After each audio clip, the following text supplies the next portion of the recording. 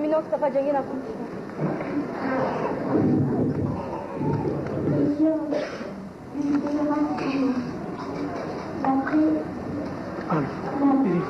Périphérie, notre nouveau sort, le revue de toute la création pour notre chaîne. Émotion extraordinaire à l'éveil de la vie. Conscient d'un tel privilège, la preuve de votre amour, en retour, nous serons de gratitude, construction à votre vocation. Si bien que notre mal ne vous affiche que douleur, souffrance. Et le monde est obligé de s'enfuir dans la consternation.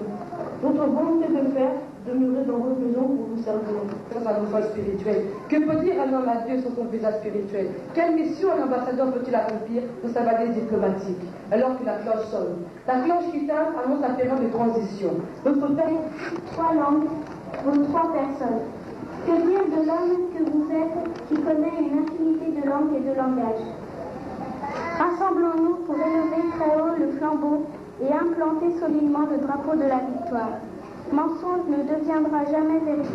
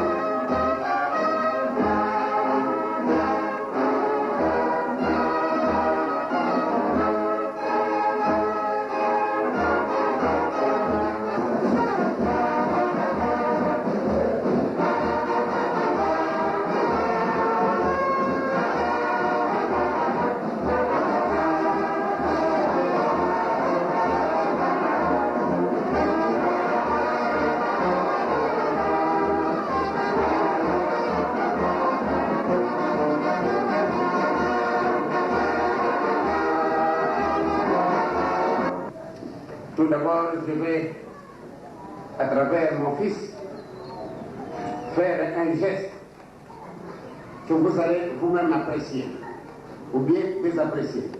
Venez.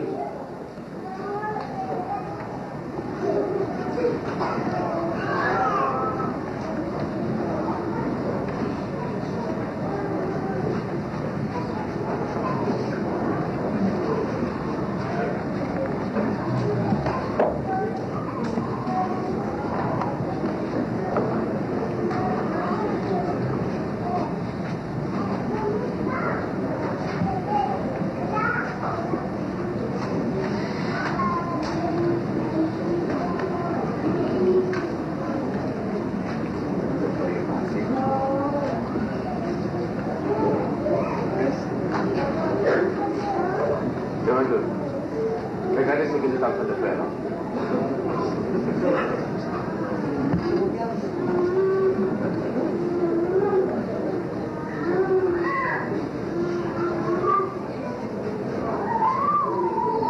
Mais maman m'a donné un coup de main.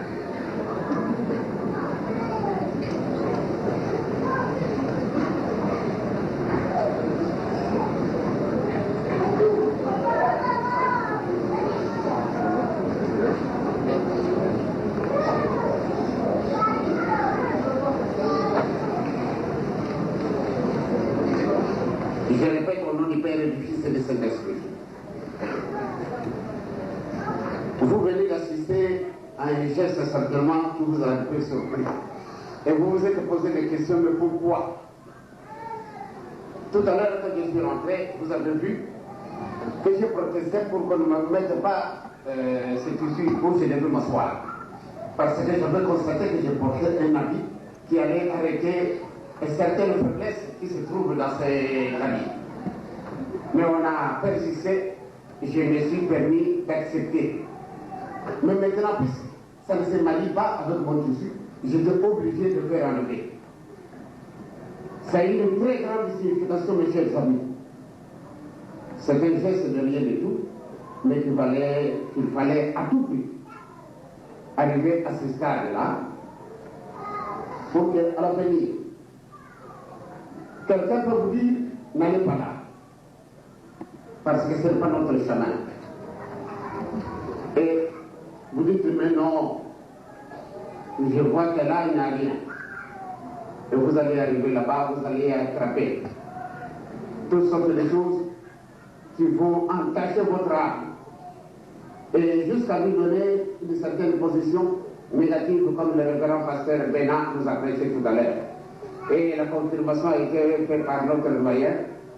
De tous les médecins que nous avons eu à Kinshasa, c'est notre médecin qui était responsable numéro 1. Et aujourd'hui, il a terminé ses études et nous allons démarrer notre université parce que nous l'avons envoyé en Europe pour qu'il décroche les titres qui lui manquaient.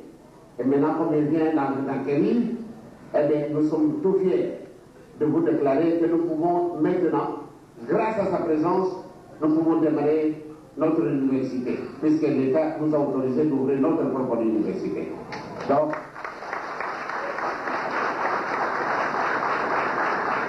quand vous êtes ici en Europe, faites comme le docteur qui a fait. Il a ramassé le nécessaire, les choses qui nous sont indispensables pour donner un épanouissement certain à notre institution. Nous sommes au départ, nous avons connu beaucoup de problèmes, nous avons été persécutés durant 40 ans. Malgré la liberté que nous avons été donnée, mais je pense bien que les séquelles de la colonisation restent encore. Et grâce à notre savoir-faire, nous allons arriver à obtenir le meilleur résultat. Vous pouvez être certain que la victoire nous appartient. Parce que la vérité, il n'y a aucune bombe pour la détruire. Marchez selon la volonté de Dieu. Quand on vous dit n'allez pas là-bas, n'allez pas. Parce que je pense que c'est lui qui vous avertit. Il nous voulait faire en connaissance de cause. Il nous a été révélé il y a quelque temps. J'ai entendu ça de la bouche de nos enfants. 4400 ans, nous avons été prisonniers. La personne, bien les personnes qui nous ont déclaré ça, en France, Je pense bien qu'il y en a. En Allemagne, aux États-Unis, en Corée, et en Chine populaire, en Chine de Formose. Ces gens-là se sont groupés pour venir me faire une déclaration de ce genre, en présence de mon directeur de cabinet, de mon conseiller juridique, Maître Mbongo, et de mon directeur d'information, Bobé. Ces nuits-là, ils nous ont fait une déclaration parce que ce sont des personnalités que nous qualifions importantes. Un soir, on s'est trouvé à Mokoto, préparé à une fête. Mais curieusement, la nuit, nous avons été envahis par les gens que nous ne connaissons pas pour la première fois d'ailleurs, qu'ils ont foulé les sols de Mokoto, qui sont rentrés dans ma chambre, dans mon petit salon. Ceux qui connaissent Mokoto savent très très bien ma petite maisonnette. Donc vous la connaissez. Et bien ils nous ont trouvés, nous étions dans mon bureau, en train de préparer une grande cérémonie, comme vous l'avez préparée. Et tout à l'heure, je vous félicite de l'organisation. Eh bien, curieusement, on me dit qu'il y a beaucoup de visiteurs au salon. Eh bien, évidemment, nous avons précipité parce que j'ai l'habitude, quand j'entends que j'ai des visiteurs, j'aime beaucoup abandonner les miens pour voler au secours de ceux qui me visitent. Et bien, quand ils sont venus, je suis averti, nous avons abrégé notre programme et nous sommes sortis précipitamment. J'étais au devant et les autres m'ont suivi. Et quand je suis sorti, j'ai vu que la personne qui était la dirigeante de ce groupe de prophètes, d'après leur dire, ils étaient des prophètes venant du monde entier. J'ai dit, il y avait des Français et que je garde encore leur nom. Eh bien, la personne qui dirigeait cette délégation, dès qu'elle m'a vu, sa première réaction, elle a tellement pleuré, elle me regardant purement simplement, elle a commencé à pleurer, et moi j'étais inquiet. Je me suis posé la question, mais de quoi il s'agit? Pourquoi pleure-t-elle? Comme j'ai un petit principe, quand je reçois des étrangers chez moi, ma première réaction, c'est de m'adresser à Dieu, ensemble avec eux. J'ai prié. Après ma prière, elle s'était tue. Alors, ma réaction, c'est de lui demander, madame, pourquoi vous avez pleuré? Alors, elle m'a dit, Éminence, je suis honteuse. Parce que ce que je sais, quand vous allez parler aux autres, ils ne vont pas vous croire. Et il y en a qui continuent à vous faire du mal. Il y en a qui continuent à vous persécuter. Et ils ne vous connaissent pas. C'est ça qui font mes regrets pour lesquels j'étais appelé vraiment à pleurer. Mais vous m'avez soulagé par vos paroles de la prière. Alors, je lui ai dit, mais madame, merci beaucoup. Si les gens ne me comprennent pas, quelquefois pour des raisons indépendamment de leur volonté, il y en a qui le font sciemment, mais d'autres, parce qu'on nous a inculqué des idées qui n'ont pas été vraiment favorables à ce qu'on puisse me connaître. Alors, évidemment, ces dames m'ont compris. Alors, je leur ai demandé quelle était la cause de leur visite si tard dans la nuit. Alors, on a fait l'historique de ce qui s'était passé. C'était le véritable motif pour lequel ils devaient venir me visiter. Alors, c'est là qu'on nous a fait cette déclaration. Vous savez, les Noirs, vous êtes restés prisonniers pendant 4400 ans. Maintenant, votre prison est terminée. Est-ce que les gens vont vous comprendre? Alors, elle a continué. Et on a bavardé pendant des heures. Je suis patient. Tout à l'heure, quand les enfants me mettaient un peu cette banderole, vraiment, même les responsables étaient un peu, s'attardent. Il faut utiliser toute la patience. Je suis resté très patient pour laisser faire ces enfants qui étaient animés de bonnes intentions, mais peut-être, d'une certaine manière, leur manquait. Qu'il fallait grouper tous les atouts pour remettre cette décoration que vous avez pensé me donner. Et quand elle avait terminé, vous savez, ce sont des intellectuels valables, Bénard, Maître Mourou, Bobé, eh bien, je pense que certaines questions étaient quand même nécessaires à ce qu'on les leur pose. On a dit que nous sommes restés prisonniers pendant 4400 ans. C'est là pourquoi nous avons été punis par Dieu. Et quand vous dites que vous êtes libérés, oui, nous sommes libérés. Est-ce que c'est une libération conditionnelle? Ou bien nous avons exactement purgé notre peine de 4400 ans? Et pourquoi nous avons été condamnés pendant si longtemps? Évidemment, la délégation composée de tous ces prophètes, au nombre de 32, venant du monde entier, il n'y avait aucun Africain, aucun noir qui dirait. Mais pourquoi nous avons été condamnés? Eh bien, celle qui dirigeait la délégation a trouvé des astuces pour ne pas nous donner la vraie physionomie de cette condamnation. Mais nous la connaissons. Je vous disais l'autre jour, quand nous étions à notre temple, le 12 octobre,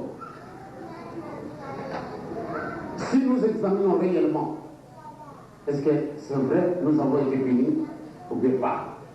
Mais quand vous rentrez en profondeur, vous allez découvrir qu'il y a une réalité dans ce qu'elle nous a dit.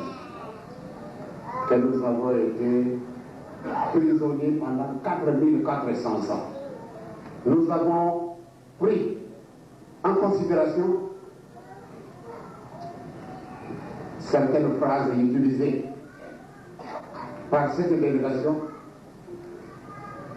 et quand nous les avons mis réellement en place et nous les avons profondément étudiés, nous avons découvert qu'il y avait quelque chose pour ça. Mais pourquoi nous avons été condamnés? Examinez-vous. Et je vous disais vendredi que vous pouvez rester en Europe pendant 1000 ans. Votre époque restera la même.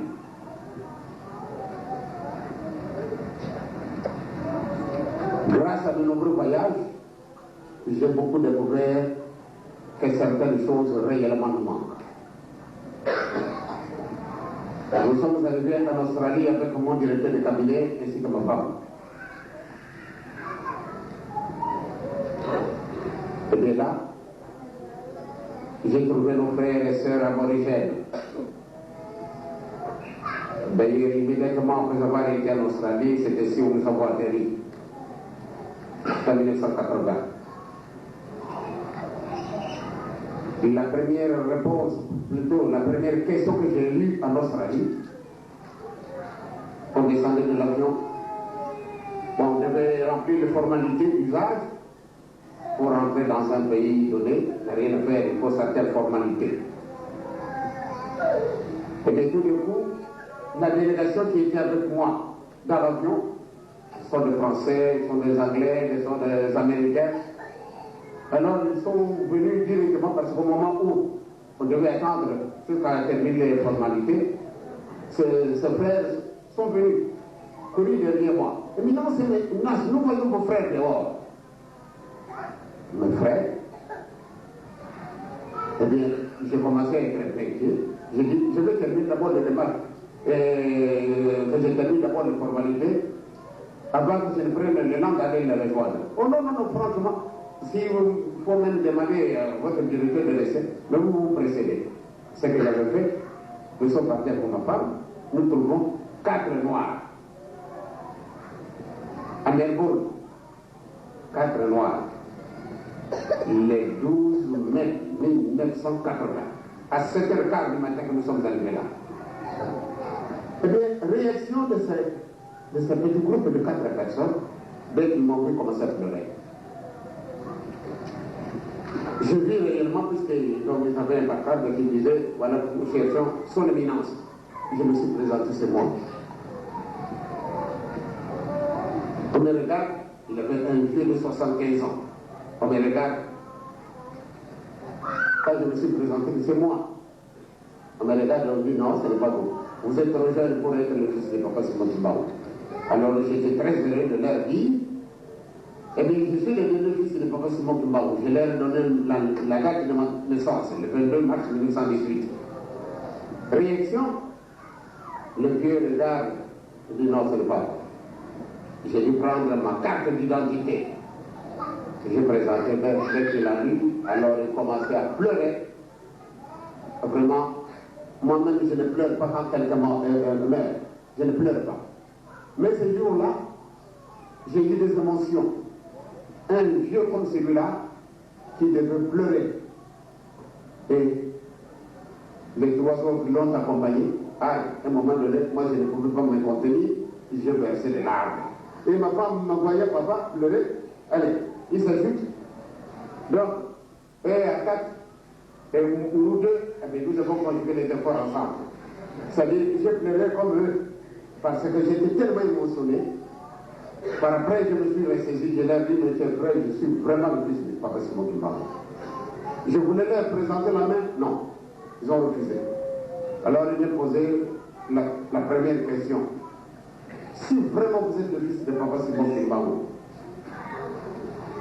vous pensez que Papa Simon Kimbangu, il est simplement pour vous autres qui habitez l'Afrique? Et nous autres, quel est notre ancêtre que vous connaissez qui est au ciel?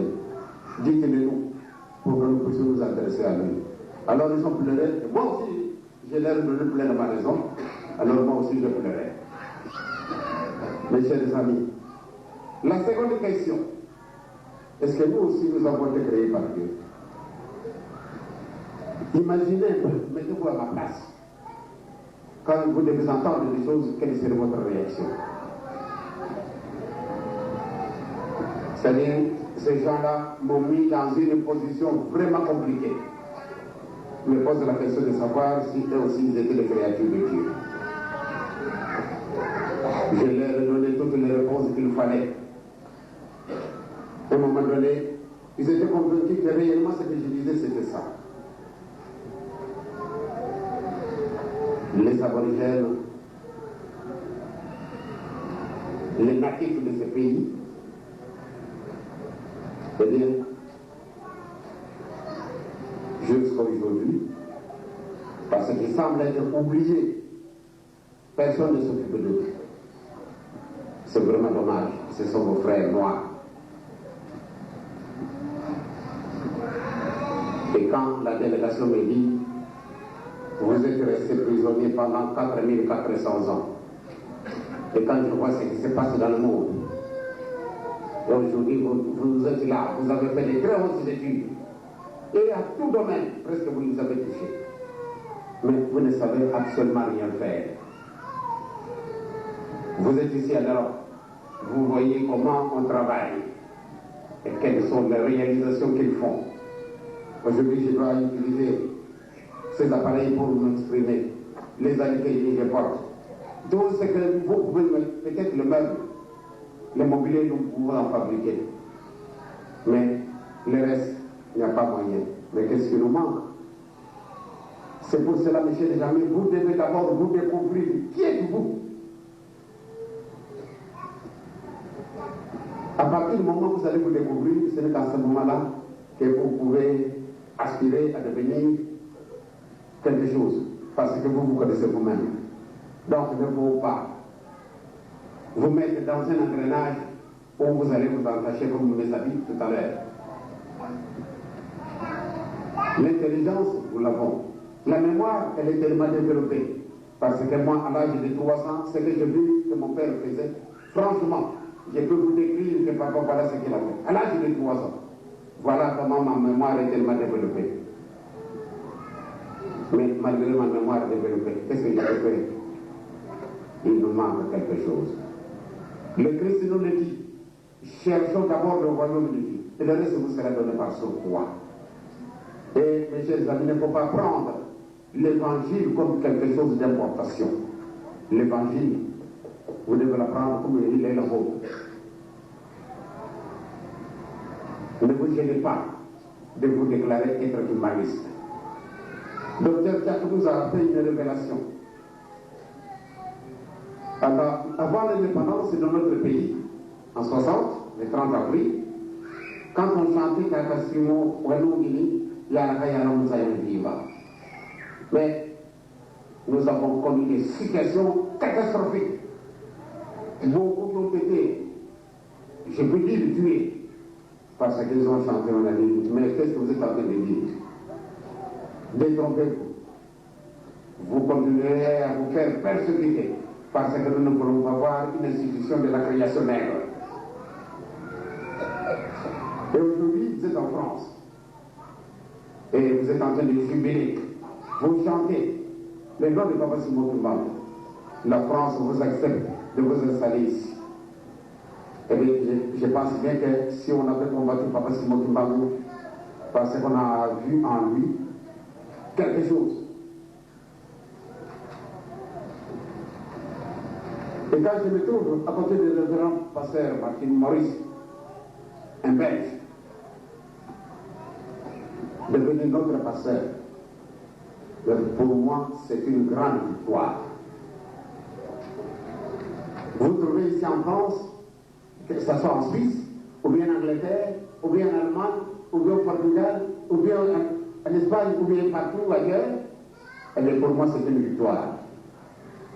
La victoire, si nous l'avons eue, c'est parce que nous avons copié aveuglement tout ce que Papa Simon Kimbangu a fait. Nous nous sommes réunis à notre plus simple expression. L'essentiel pour nous, c'est de gagner du terrain, de copier Papa Simon Kimbangu pour concrétiser la réalisation de ce qu'il avait prévu.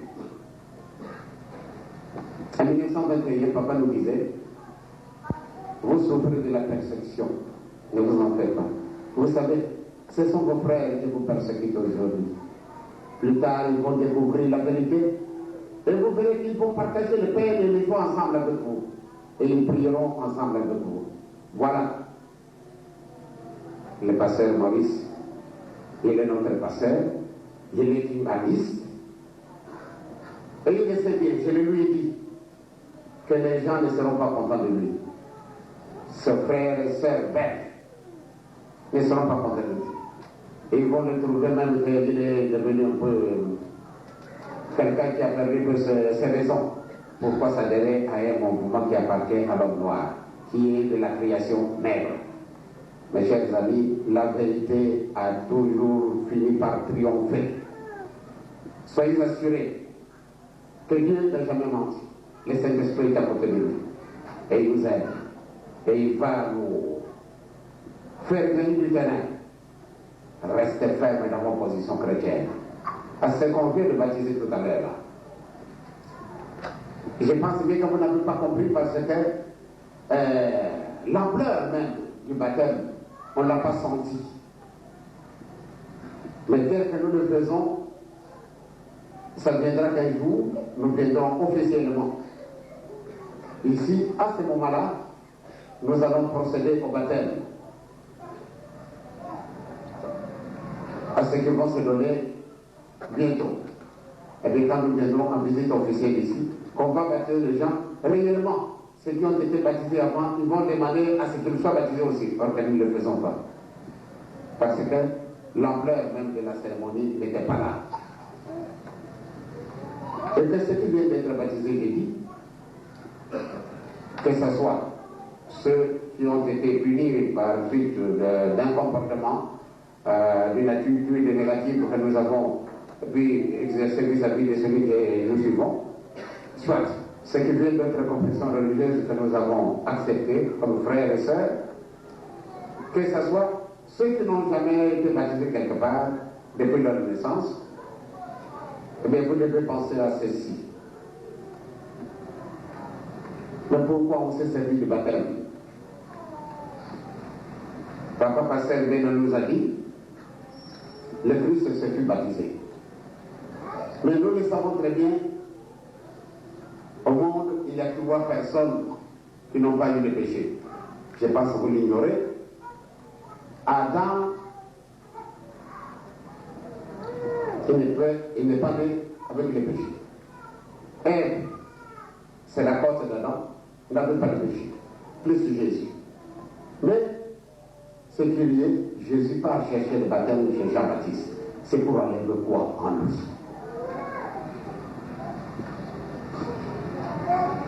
C'est vraiment curieux. Ce sont ces 3 personnes qui n'ont pas eu de péché. Adam a péché, maman Ève a péché, mais au moment où le Seigneur le façonnait pour faire de ses représentants sur la terre, ils n'avaient pas de péché. Mais à partir du moment où ils ont péché, ils ont senti qu'ils étaient indignes de rencontrer encore quelqu'un. Dieu les avait façonnés et ils avaient la honte. Ils ont découvert qu'ils étaient nus, ce n'est qu'après avoir péché. Mais tous les gens qui sont restés là, mes chers amis, ceux qui viennent d'être baptisés, si aujourd'hui le Seigneur appelait l'un d'eux, il partira au ciel. Vous doutez peut-être. Parce que la profondeur de la cérémonie n'était pas là. Non, non, ils peuvent être certains que s'ils mouraient, ils partent au ciel. Parce que, comme nous le savons, nous n'avons pas le baptême d'immersion, mais nous avons le baptême du Saint-Esprit. Quand on lève la main, c'est une main commandée. À partir du moment simplement qu'on le lève, la personne qui détient cette main est transformée en autre chose. Vous le doutez, mais ne vous en faites pas. Faites vos prières. Vous allez sentir que le Saint-Esprit vous visitera et il vous décrira la réalité de ce que je viens de vous faire comme déclaration. Donc, mes chers amis, vous êtes ici en mission.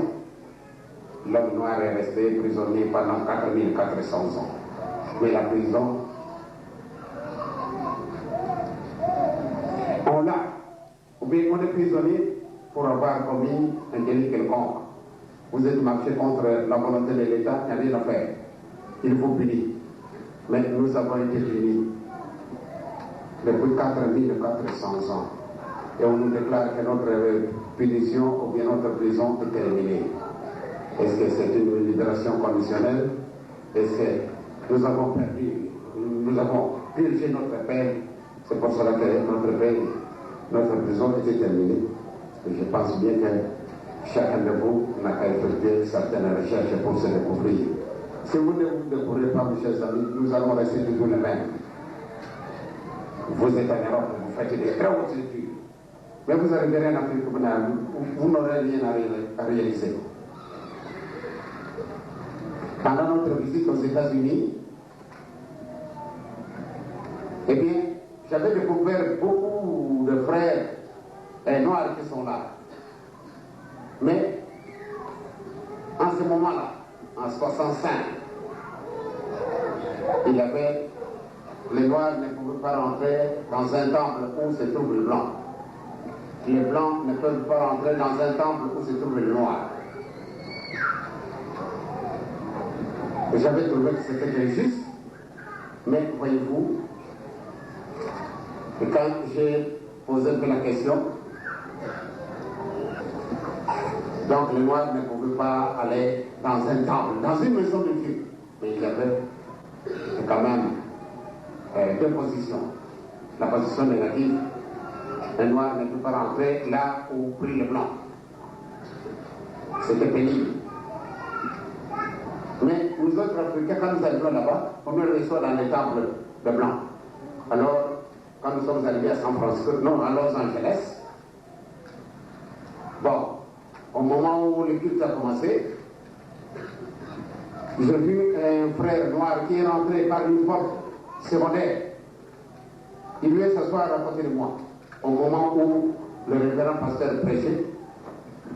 Et j'ai vu ce frère noir, il a fait des gestes qui ne m'ont déplu. Pourquoi? Au moment où on était on parlait par le nom de Dieu, Et ce frère noir, pendant qu'on parle.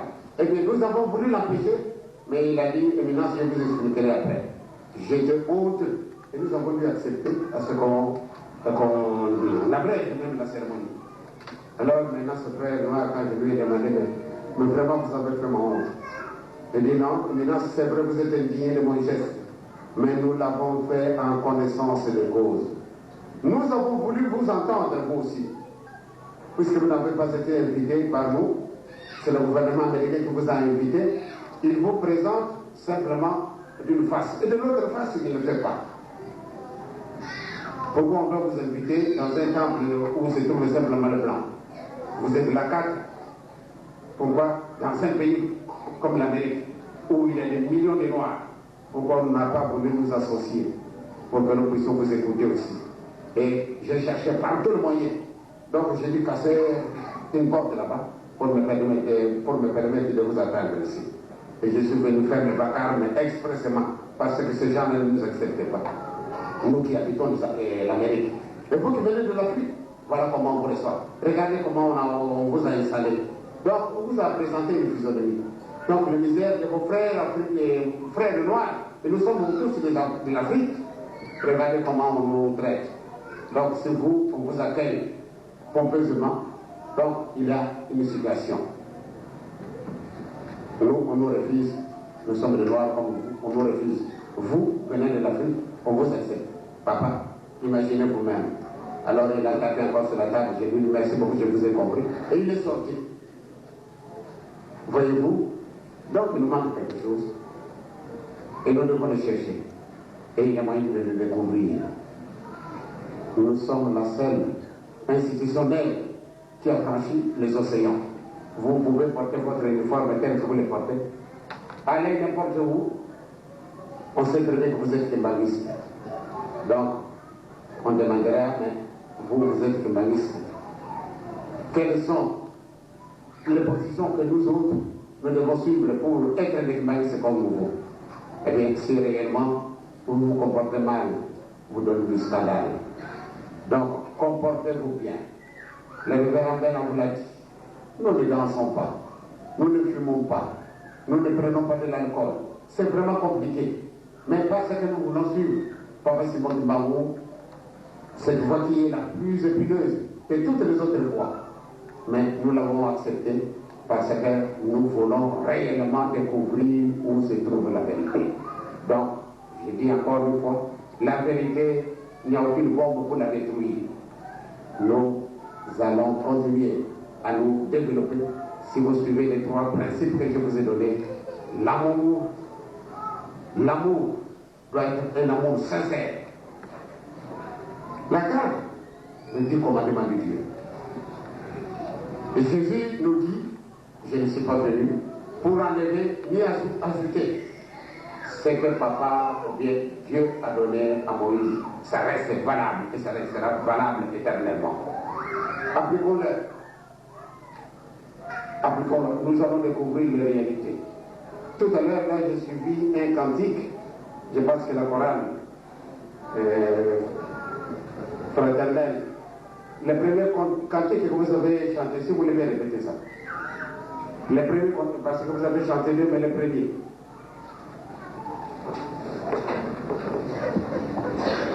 Introduction, vous avez dit déjà où est-ce que nous sommes, où est-ce que nous nous trouvons.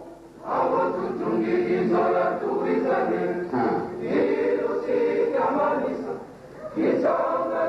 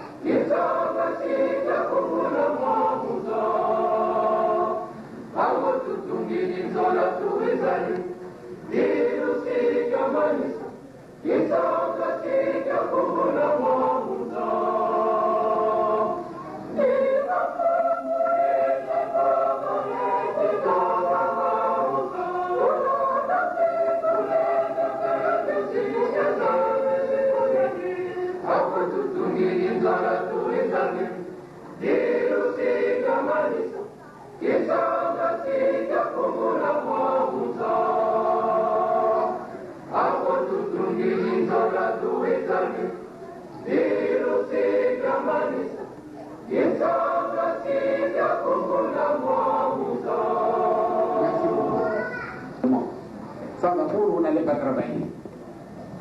Donc nous ne sommes pas là pour nous éterniser. Je suis vraiment très heureux de ce que vous avez fait pendant mon séjour en France. Je suis non pas en visite officielle, mais pendant mon petit repos en Suisse, j'ai tenu à ce que je visite la paroisse de Belgique et la paroisse de Paris. Eh bien, nous sommes contents de ce que vous avez pu faire pour rendre mon séjour ici en France agréable. Je suis encore là pour quelques jours. Mais quand je serai de retour de mon voyage que je vais effectuer en Israël, parce qu'en Israël, je vais normalement, chaque année, je devais être là. Parce que depuis 1961, le gouvernement israélien m'avait associé à quelque chose de tellement important que moi, je m'avais réclamé que j'étais incapable ou bien j'étais indigne. Mais on a insisté. Je suis membre pour la reconstruction de l'ancienne ville de Jérusalem. Donc, comme tel, normalement, chaque année, je devais aller. Parce que cette construction n'est pas simplement matérielle, mais spirituelle aussi. Eh bien, on a vu qu'il fallait à tout prix, je m'en aille. Mais ces derniers temps, je n'ai plus été. Mais cette fois-ci, j'ai donné suite favorable à leur invitation. Donc, quand je reviendrai ici, eh bien, certainement, je vais rester tous les mois, rien qu'en France, pour que je puisse m'entretenir convenablement avec vous. Si aujourd'hui vous trouvez que mon temps est tellement court, vous regrettez chacun de voir un problème particulier, mais n'oubliez pas que je suis en repos. Je suis en repos et comme tel, j'ai abusé un peu parce que, voyez-vous, on m'a dit, n'allez pas en France, n'allez pas en Belgique. Mais j'ai dit, je ne pars pas pour faire un travail géant, mais je voudrais le visiter, le faire. Les sœurs qui ont accepté de suivre le papa Simon Bambou, les chemins les plus épineux. Et quand nous reviendrons ici, réellement il y aura une véritable réforme de notre Église. Vous allez connaître un peu certaines positions qui n'ont jamais été publiées jusqu'à présent. Mais quand je reviendrai ici, si c'est possible, le mois prochain, ou bien décembre, ou bien janvier, ou bien février, je me verrai. Alors je resterai longtemps ici. Sinon, encore une fois, mes chers frères et sœurs, je vous remercie de l'accueil et de toutes les facilités que vous m'avez apportées. Merci. Oui. Donc, comme papa, ces derniers temps, il a beaucoup d'occupations. Il est venu se reposer, mais c'est vraiment difficile d'être engagement. Il pouvait apporter librement sa contribution telle qu'il a formulée à la maison. Peut-être que les examens dureraient seulement 3 minutes. Mais comme souvent nous aimons compliquer la vie, à commencer par moi-même, que j'aime bien compliquer la vie à papa et vous aussi. Et papa, au lieu que nous puissions être soumis à sa volonté, c'est nous qui soumettons papa à notre volonté. C'est ça la réalité, la triste réalité. Donc ceux qui sont... qui voudraient...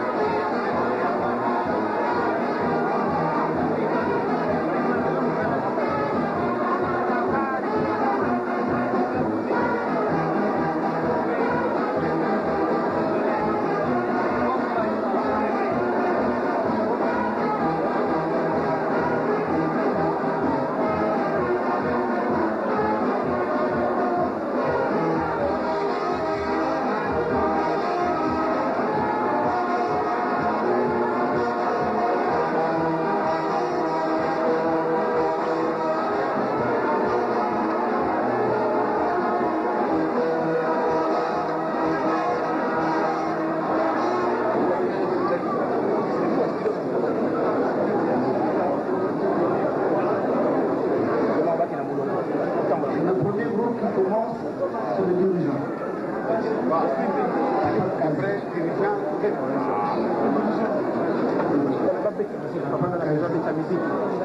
Pino Papa di Bosso, potete essere qui, la papà la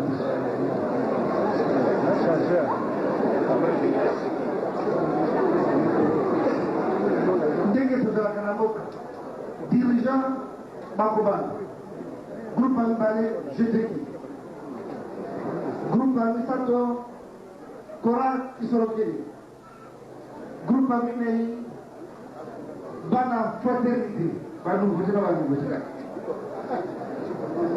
après bandeko na biso batata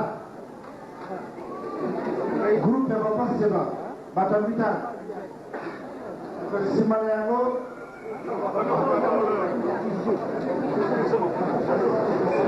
bana fifis na faki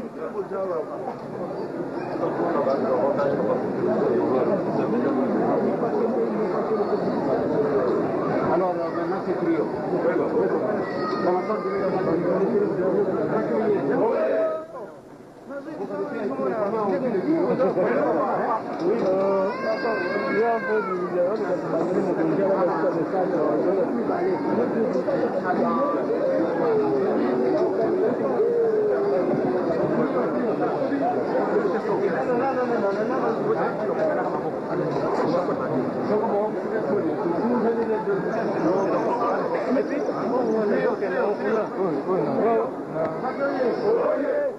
Oi.